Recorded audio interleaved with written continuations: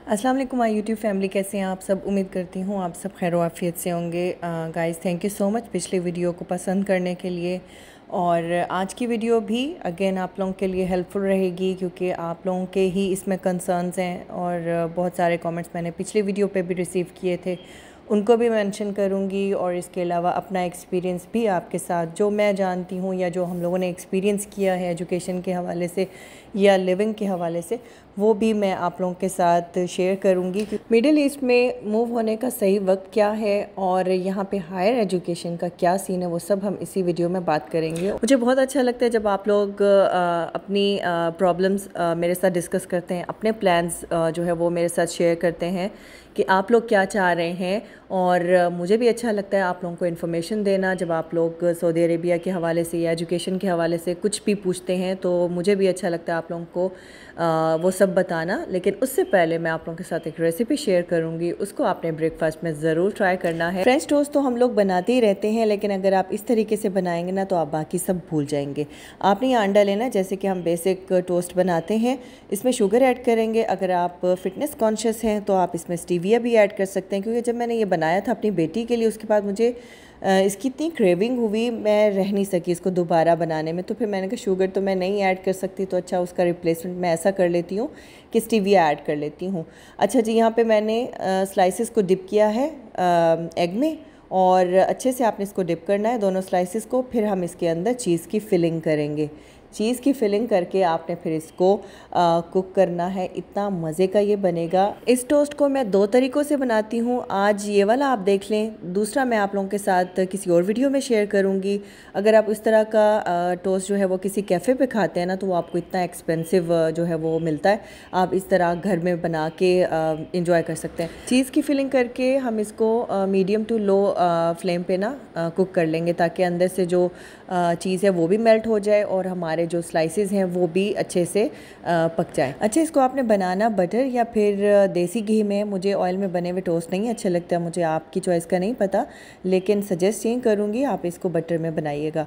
और इसके अलावा पिछली वीडियो से मैं एक बात क्लियर करना चाहूँगी। मैंने आप लोगों को पिछली वीडियो में सऊदीया में जो हम फैमिली टैक्स पे करते हैं उसके बारे में बताया था। तो एक्चुअली वो जो टैक्स था ना, वो मैंने अपनी फैमिली के हिसाब से बताया था। गलती मुझसे ये हुई कि मैंने 2000 पर ईयर बता दिया था, जबकि हमारा जो फैमिली के हिसाब से टैक्स बनता है तो वो 2000 5 लोगों का है, जो कि पर मंथ बनता है। तो इसीलिए बस वो थोड़ी सी कन्फ्यूजन हो गई थी। अगर आसान अल्फाज में मैं आप लोगों को बताऊं तो 400 रियाल यहाँ पे पर पर्सन है, जो कि ईयरली बेस पे 4800 पर पर्सन बनता है। ठीक है, अब आई थिंक क्लियर हो गया होगा। वैसे मैंने कमेंट भी कर दिया था, उसको पिन भी कर दिया था, ताकि आप लोग कंफ्यूज ना हो। अच्छा जी, यहाँ पे हमारा टोस्ट जो है वो तैयार हो चुका है। अभी हम इसको ज़रा ट्राई कर लेते हैं। जब चीज़ मेल्ट हो जाए ना तो फिर समझ लें कि आपका टोस्ट जो है वो तैयार हो गया है। तो मैंने यहाँ पे एक बाइट ले ली थी, मैंने कहा ज़रा ट्राई करती हूँ। बस फिर क्या था, वही एक बाइट जो है वो मुझे सारा दिन तंग करती रही, मतलब उसका टेस्ट मुझे बार बार उसकी क्रेविंग होती रही। फिर मैंने शाम में इसको अपने लिए बना ही लिया था। तो खैर, बच्चों को भी आप बना के दे सकते हैं, ख़ुद भी ट्राई कर सकते हैं। अच्छा जी, अब कुछ काम की बातें कर लेते हैं। जब आप कहीं मूव करने का सोच रहे होते हैं या आपकी कुछ भी प्लानिंग चल रही होती है, तो आपका मेन कंसर्न जो होता है वो बच्चों का फ्यूचर ही होता है। तो इसलिए सबसे पहले जो जहन में बात आती है वो बच्चों की एजुकेशन ही होती है। जैसे कि हम लोग जब यहाँ पे शिफ्ट हुए थे, हमारा भी ये कंसर्न था कि वहाँ अब हम जैसे कि सऊदी अरेबिया जा रहे हैं, पता नहीं हमें इंटरनेशनल स्कूल मिलता है, पाकिस्तानी स्कूल मिलता है या नहीं मिलता। तो हमें भी बहुत ज़्यादा मतलब मुश्किलात का सामना करना पड़ा था शुरू में। सेम वही कंसर्न्स आप लोगों के मेरे पास जब आ रहे हैं तो मुझे अपना टाइम याद आ जाता है। उस वक्त हमारे बच्चे काफ़ी छोटे थे, लेकिन फिर भी हमें इतनी ज़्यादा टेंशन होती थी कि हमें एक अच्छा स्कूल मिल जाए। शुरू में बच्चों को इंडियन स्कूल भी भेजा, फिर वहाँ तसल्ली ना हुई, एक और इंटरनेशनल स्कूल में बच्चों का एडमिशन करवाया।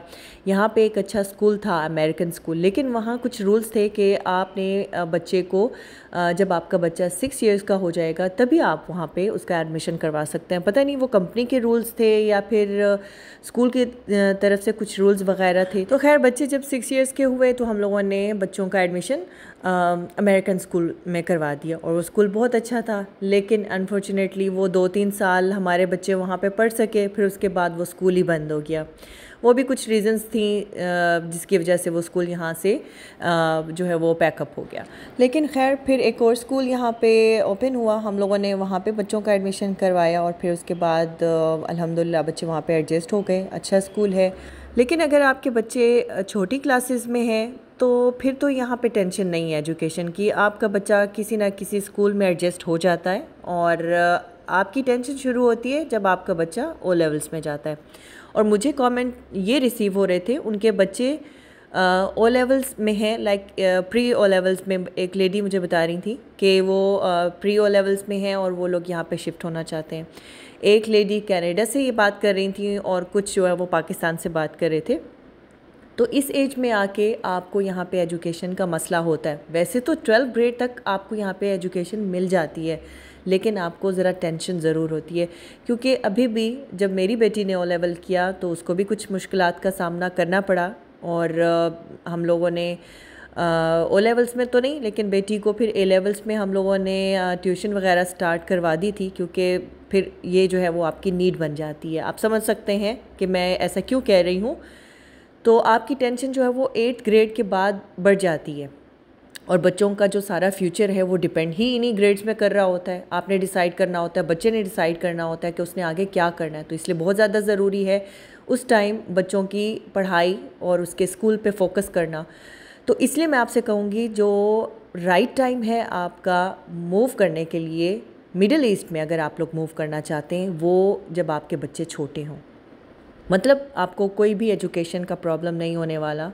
शुरू में प्रॉब्लम सभी को होती हैं, कहीं भी चले जाएं, लेकिन ये है कि हायर ग्रेड्स में आपको प्रॉब्लम होती है। स्कूल्स हैं, यूनिवर्सिटीज़ भी मौजूद हैं, आप अपने बच्चों को यहाँ पे हायर एजुकेशन भी दिला सकते हैं, लेकिन फिर वही बात, इतनी ज़्यादा एक्सपेंसिव यहाँ पे एजुकेशन है। वैसे तो स्कॉलरशिप पे भी एडमिशन्स वगैरह हो जाते हैं, लेकिन फिर वही जो मैंने आप लोगों से पिछली वीडियो में बात की थी कि इतने में फिर इंसान सोचता है कि कहीं और क्यों ना पढ़ा ले।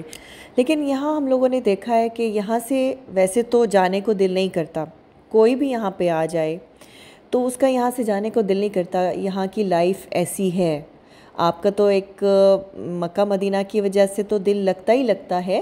और वैसे भी मतलब यहाँ पे है ऐसी अट्रैक्शन कि आपका यहाँ से कहीं और जाने को नहीं दिल करता। अगर आप मुझसे भी पूछें ना तो मैं कहूँगी कि नहीं, मुझे कहीं नहीं जाना।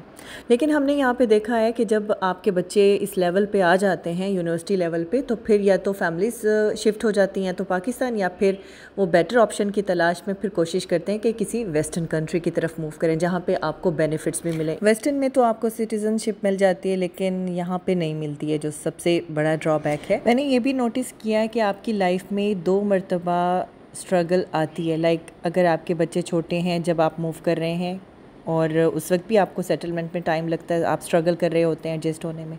और फिर एक मरतबा तब जब आपके बच्चे बड़े हैं और यूनिवर्सिटी लेवल में जा रहे हैं, तो तब आपको डिसीजन लेना है कि आपको अब क्या करना है। अगर आप फिर नए सिरे से किसी दूसरे कंट्री में मूव हो रहे हैं तो तब आपकी एक नई स्ट्रगल शुरू हो जाएगी। तो ये 2 टाइम की स्ट्रगल मुझे नज़र आती है लाइफ में इंसान की। तो खैर बच्चों के लिए कुर्बानियाँ देनी पड़ती हैं। बाकी ये है कि अगर आप मिडिल ईस्ट में शिफ्ट होना चाहते हैं, मूव होना चाहते हैं, तो राइट टाइम वो है जब आपके बच्चे छोटे हैं। या फिर इस तरह से हो सकता है कि पेरेंट्स यहाँ से बैठ के अपने बच्चों को फ़ंड करें किसी दूसरे कंट्री में, अगर वो भेजना चाहते हैं उनके फ्यूचर के लिए। कुछ लोग इस तरीके से भी करते हैं, या तो फैमिलीज़ पूरी शिफ्ट हो जाती हैं, या फिर पेरेंट्स मतलब इधर ही रह जाते हैं और फिर बच्चों को वो फिर फ़ंड करते रहते हैं।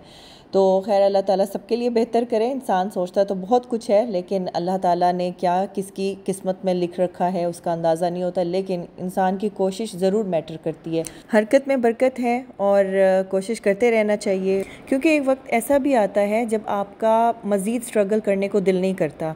मतलब अगर आपने एक मरतबा स्ट्रगल कर ली है, फिर आप सोचते ही रह जाते हैं कि नहीं बस, क्योंकि असल में परदेश काटना कुछ आसान नहीं है, बाहर की लाइफ आसान नहीं है। लेकिन खैर पुरसुकून लाइफ है यहाँ की। और फजूल के झंझट नहीं है यहाँ पे। और बाकी यहाँ पे मैंने ना चना पुलाव बनाया था, तो अक्सर मैं इसी तरीके से ना दम में थोड़ा सा अचार ऐड कर देती हूँ ताकि इसमें इसका फ्लेवर आ जाए। वैसे मेरे बच्चों को अचार पसंद नहीं है, लेकिन खुशबू के लिए सिर्फ मैं ऐड करती हूँ। जैसे ही फिर मैं दम इसका हटाऊँगी, अचार भी हटा दूँगी। और इसके अलावा आप लोग पूछ रहे थे कि आप लोगों के क्या फ्यूचर प्लान्स हैं, तो इंशाल्लाह वक्त आने पे आप लोगों के साथ ज़रूर शेयर करूँगी। जैसे आप लोग मेरी रिस्पेक्ट करते हैं, सेम उसी तरीके से मैं भी आपकी रिस्पेक्ट करती हूँ। आई नो कि आप लोगों ने ये क्वेश्चन क्यों किया है, क्योंकि एक वक्त आता है जब आप जो है वो जब इस लेवल पे पहुँचते हैं तो फिर बहुत कुछ सोच रहे होते हैं, लेकिन फिर वही बात होती है कि इंसान नहीं जानता कि उसके नसीब में आगे क्या लिखा है, क्या आगे होना है। तो जो भी होगा इंशाल्लाह आप लोगों के साथ ज़रूर शेयर करूँगी। और बाकी ये है कि इन्फॉर्मेशन तो मैं आप लोगों के साथ शेयर करती रहती हूँ। मज़ीद यूनिवर्सिटीज़ के हवाले से अगर मुझे इन्फॉर्मेशन मिली तो मैं आप लोगों के साथ ज़रूर शेयर करूँगी। बाकी मैं आप लोगों को डिमोटिवेट बिल्कुल नहीं करूँगी। अगर आपको कहीं भी मूव होने का चांस मिलता है तो आप उससे पहले इस्तिखारा ज़रूर कर लीजिए, क्योंकि अल्लाह ताला की रज़ा बहुत ज़्यादा ज़रूरी है। और फिर उसके बाद इंसान मुतमईन हो जाता है कि कौन सा फ़ैसला उसके लिए बेहतर है, और फिर वो फ़ैसला इंसान अच्छे तरीके से कर पाता है।